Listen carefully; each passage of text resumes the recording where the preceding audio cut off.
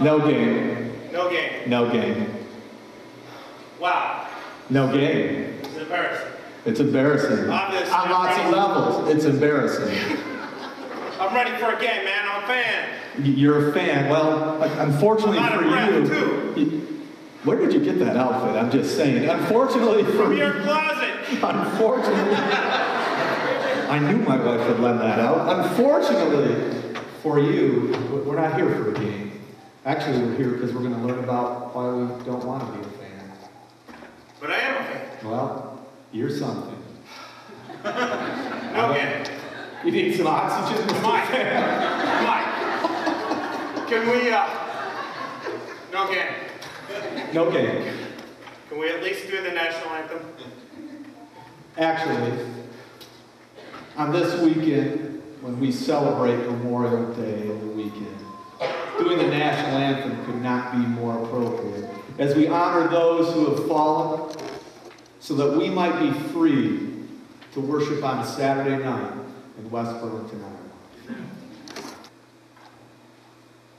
I am not a fan of Jesus Christ. Kind of makes you grimace a little, doesn't it? As a matter of fact, if I were sitting where you were right now, I might want to throw something at the speaker, or boo and hiss. And yet, I want to be able, from the bottom of my heart, from the very depths of my breath, be able to say to you, I'm not a fan of Jesus Christ. That for you. Then he said to the crowd, he being Jesus, if any one of you wants to be my follower, you must turn from your selfish ways. Take up your cross daily and follow me. I'd like that Jesus at that point. I don't know if you have ever in your life made a decision, it could be major, it could be minor, but made a decision and then just kind of kept it to yourself. Didn't tell anybody else about it. I have.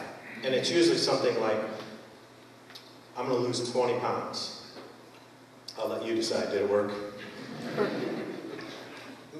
But I don't tell anybody that, and here's why.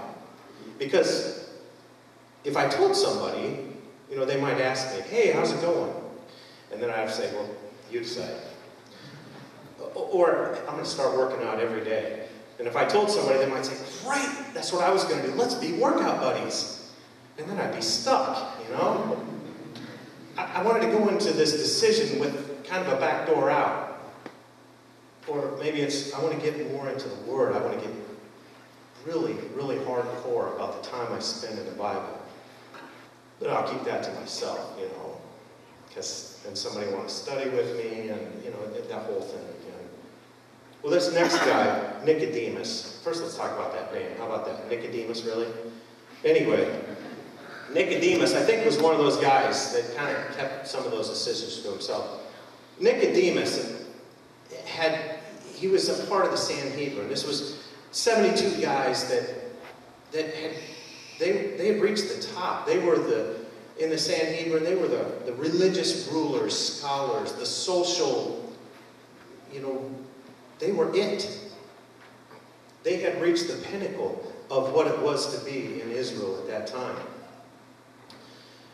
But Nicodemus had also seen Jesus walking around, and he had listened to him, and he was kind of at that point where he thought, he's got some good things to say. I kind of like what he's saying. And so he wanted to get a little deeper than this, but he wasn't ready to let that out of the bag yet. Here's what it says in the Bible in John. It says, Nicodemus went to see Jesus while it was dark. He wasn't at that point where he wanted anybody to see him, because that could really cost him and his status in Jerusalem. Then a bunch of us sitting in the bleachers as fans. I don't want to be a fan sitting in the bleacher cheering for Jesus Christ. I believe he wants me to get my butt out of the bleachers and onto the field and follow him. And I reiterate for you my biggest fear. My biggest fear is that I spend too much time in the bleachers.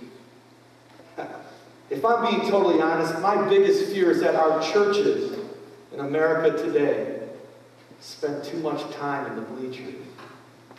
And I cannot help but wonder what would happen for our community. What would happen for our world if this church became completely devoted followers of Jesus Christ?